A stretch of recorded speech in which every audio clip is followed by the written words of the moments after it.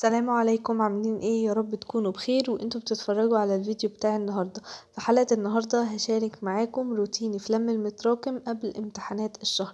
طبعا امتحانات الشهر يا جماعة فاضل عليها حوالي يومين او 3 ايام، وطبعا احنا عايزين بقى ايه نلم الدنيا كده قبل امتحانات الشهر. اول حاجة عملتها هنا طبعا كتبت التودو ليست بتاعتي، عشان اهم حاجة من اللي احنا نشتغل اللي احنا ننظم الشغل بتاعنا ونكون منظمين. كتبت المواد اللي المفروض اذاكرها وخلاص كتبنا التودو ليست. هندخل بقى على طول على المذاكره، لان حقيقي مفيش اي وقت نضيعه. عايزه اقول لكم ان انا حتى ما عملتلكمش يعني انترو كده منفصله زي اللي بعملها لكم، عشان بجد ما عنديش وقت خالص لموضوع المونتاج ده. فانا قلت المهم ان انا ايه اصور لكم الفيديو واديكم شويه نصايح مهمين كده عشان تقدروا تلموا المواد قبل امتحانات الشهر. لان انا مراكمه وفي ناس كتيره جدا مراكمه، وفي ناس اصلا ما فتحتش منهج من اول السنه. انا اول حاجه هنا انا بدات بيها هي الفلسفه، لان هي اللي انا اسمع محاضره الفلسفه، لان هي حاجه بسيطه وسهله، فلو خلصتها هتشجع ويعني هتحفز ان انا اكمل بقيه الحاجات التقيله شويه. فابداوا بابسط حاجه عندكم وحاجه سهله وبسيطه تحفزكم كده وتشجعكم على المذاكره. ما تبتدوش باكتر ماده مكلكعه وصعبه، عشان ما نفسكم ما تتقفلش من اول اليوم. هنا يا جماعة أنا كنت خلاص خلصت الفلسفة ودخلت على طول على حل تدريبات على العربي، على القراءة، وشوية كده هنحل على القصة، وحليت كمان بلاغة بس ملحقتش أصور. المهم لو انتوا أصلا مش ما فتحتوش المنهج من أول السنة خالص، ابتدوا بقى من دلوقتي من أول ما تشوفوا الفيديو، بعد ما تخلصوا الفيديو على طول وتخلصوا النصايح المهمة اللي هقولها لكم، لأن في نصايح كتيرة جدا مهمة هقولها لكم شوية كده في الفيديو. بعد ما تخلصوا سماع الفيديو اطفوا على طول وروحوا ابدأوا اشتغلوا، ما تستنوش لتاني يوم، ما تستنوش لبكره الصبح. حتى لو انتوا بتتفرجوا على الفيديو ده بالليل مش مشكله، اسهروا شويه بس عشان بجد تلحقوا وعشان تقفلوا امتحانات الشهر، لان امتحانات الشهر عليها عامل كبير جدا وعليها درجات كتير. يعني بحسها اهم من التقييمات. التقييمات ممكن في مدرسين بتعدي فيها، لو غبت في يوم التقييم بيعدوها، بس امتحانات الشهر هي الدرجه اللي انت بتمتحنها وخلاص، ما بتبقاش انت عارف التقييم اصلا ولا مجهزه، يعني ما بتبقاش قصدي عارف يعني الامتحان ولا مجهزه ولا اي حاجه. فلازم نذاكر كويس. وعلى فكرة امتحانات الشهر دي برضو فرصة حلوة، عشان يعني الناس اللي مذاكرة تراجع المعلومات، والناس اللي هي مراكمة تبتدي بقى تلم نفسها كده وتظبط دنيتها قبل امتحانات آخر السنة. فهي برضو تعتبر يعني كتدريب على امتحانات آخر السنة. فدلوقتي أنا زي ما قلت لكم أنا هنا بحل عربي. ونصيحة بقى مهمة جدا جدا، سواء انتوا كنتوا مراكمين أو انكم يعني تمام وبتذاكروا من أول السنة، حلوا أسئلة كتيرة جدا الفترة دي قبل امتحانات الشهر. حلوا اسئله اكتر من انكم بقى تقعدوا تراجعوا الدرس كقراءه يعني من الكتاب. لو انتم مراكمين خالص وما فتحتوش اي حاجه، ابتدوا اسمعوا المحاضرات. طبعا يعني اسمعوا بقى، حطوه على 2 اكس او اي حاجه عشان تنجزوا نفسكم، ويعني خدوا الحاجات المفيده منها. لو في حاجات يعني انتوا عارفينها اعملوا لها سكيب، وابتدوا بقى ايه كده اشتغلوا مع نفسكم بسرعه. بعد ما تخلصوا كل محاضره حلوا الواجب عليها، وابتدوا حلوا اكبر كم من الاسئله انتوا تقدروا يعني تقدروا عليه. يعني انا قصدي ممكن انتوا توقعوا شويه في المحاضرات، وبعد كده بقى انتوا ترجعوا تحصلوا المعلومات اللي انتوا وقعتوها دي. بس انتوا بقى ممكن تحصلوها دلوقتي ازاي؟ بانكم تحلوا اسئله كتير. يعني لو في معلومه او معلومتين كده وقعوا منكم خلال المحاضره، عشان انتوا طبعا بتسمعوها بسرعه، ومثلا عايزين تنجزوا حاجات كتير في نفس الوقت، فهتكونوا مثلا ايه ممكن تفوتوا حاجات. الحاجات اللي هتفوتوها دي هتتدربوا عليها من خلال حل الأسئلة. فأهم حاجة انكم تحلوا أسئلة كتير، سواء زي ما قلت لكم انتوا مذاكرين من أول السنة أو انتوا مراكمين. طبعا في العربي يعني حاجات كتيرة متحررة، مش محتاجة ان انا اقعد اذاكرها طبعا واقرأها واحفظها والكلام ده، زي مثلا النصوص، زي القراءة. القصة ما كمان ما تقرأوهاش، يعني بيبقى الاسئلة فيها سهلة، لان هو كده كده بيجيب لكم قطع وانتوا تفهموها وتبتدوا تحلوا، فده طبعا بيوفر وقت كتير جدا. فيعتبر اصلا لو عندكم بقى ايه مثلا محاضرة مثلا عن النصوص او حاجة ممكن تفوتوها، بس تعرفوا ازاي تتعاملوا مع النص اللي قدامكم وخلاص. فتفهميني، لان كده كده هو مش هيجي يقول لكم اشرحوا النص المقرر عندنا في المنهج، او اصلا مش هيسالنا عليه. تمام. وبالنسبه بقى الحاجات اللي تركزوا عليها بقى في العربي هي النحو، لان ده اهم حاجه، لان ده هيسالكم عليه. فانتوا اسمعوا محاضراته بتركيز شويه وحلوا عليه اسئله كتير جدا. هو العربي بس يا جماعة اللي بتيجي الأسئلة فيه متحررة، بقية المواد لازما بقى تذاكروا الدروس والمحاضرات كلها بتأني. وطبعا احنا عارفين ان ما عادش في وقت طويل جدا اللي احنا نذاكر كل حاجة بتأني دي، فانا هديكم فكرة حلوة تنفذوها. انا الفيديو ده المفروض يكون نزل لكم يوم الخميس، فانتوا بعد ما تخلصوا سماع الفيديو يوم الخميس برضو تروحوا بقى انتوا عاملين ايه، مختارين مادتين انتوا بتفهموهم وبتحبوهم وسهلين بالنسبة لكم، او مادتين انتوا مذاكرين فيهم دروس ومحتاجين تراجعوهم. ابتدوا المادتين دول راجعوهم يوم الجمعة. يوم الجمعة بقى من يوم الجمعة الصبح تصحوا بدري، مش هقول لكم من بعد صلاة الفجر لان انتوا صلوا الفجر عادي وناموا مثلا الساعة 7 او 9، 7 8 9 بالكتير. ابتدوا انكم تذاكروا، اختاروا لكم بقى مادتين تاني يوم الجمعة، بس يكونوا بقى تقال شوية. يعني خلوا المواد التقيلة يوم الجمعة، مادتين او 3 مواد ماكسيمم بالكتير يوم الجمعة. يوم الجمعة كلنا بنبقى قاعدين في البيت وبيبقى اجازة، فانتوا بقى استغلوه كده من اول اليوم لحد اخره انكم تخلصوا اصعب 3 مواد عندكم او اصعب مادتين، اللي هو مثلا الساينس، ماس، مثلا عربي. عندكم محاضرة متراكمة هنا، محاضرة متراكمة هنا، وهكذا. يوم السبت بقى احنا هنعمل ايه، هنختار بقى مادتين اللي فاضلين الاخرى. يعني مثلا لو ذاكرتوا يوم الخميس فلسفة وتاريخ، يوم الجمعة ذاكرتوا ماس وساينس وعربي، يوم بقى السبت تعملوا ايه، تتكوا مثلا لو في حتة واقعة منكم في العربي تعيدوا عليها تاني، في حتة واقعة في الماس عيدوا عليها تاني، وهكذا. المهم يعني يوم السبت كده تفنشوا اليومين اللي انتوا ذاكرتوهم وتظبطوا المواد بتاعتكم، عشان امتحانات الشهر هتكون بادئه من يوم الاحد. فانتوا بالطريقه دي ان شاء الله هتلحقوا تلموا كل حاجه. انكم كده مثلا تاخدوا لكم من يوم الخميس تبتدوا، ويوم الجمعه تعملوا فوكس بقى على المواد الصعبه، ويوم السبت تعملوا كده مراجعه جنرال على كل اللي انتوا ذاكرتوه.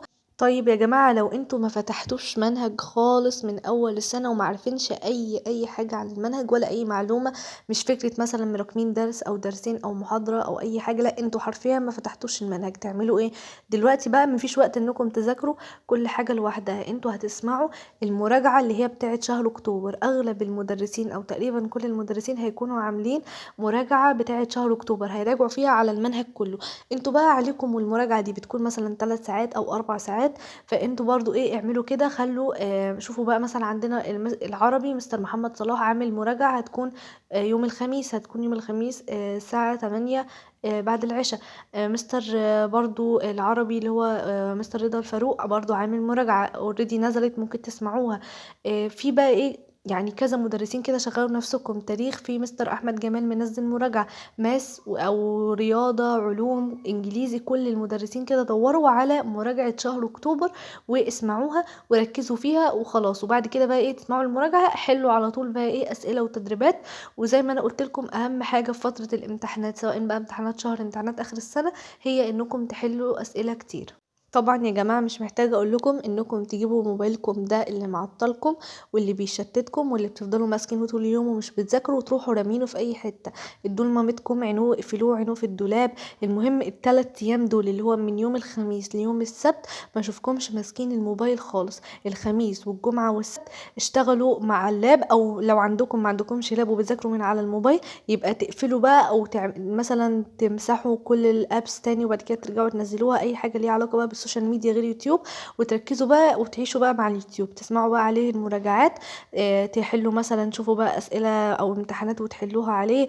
بعد ما تخلصوا مراجعتكم تبتدوا بقى تشتغلوا من الكتاب، وهكذا. انما ما تمسكوش الموبايل وتضيعوا وقتكم، لان اصلا ما عادش فاضل وقت انكم تضيعوه، والوضع حرج. وعلى فكرة الناس اللي بتستهين بامتحانات الشهر وتقولك اللي مثلا عوض في شهر امتحانات شهر 11 وامتحانات شهر 12، امتحانات الشهر عليها 15 درجة.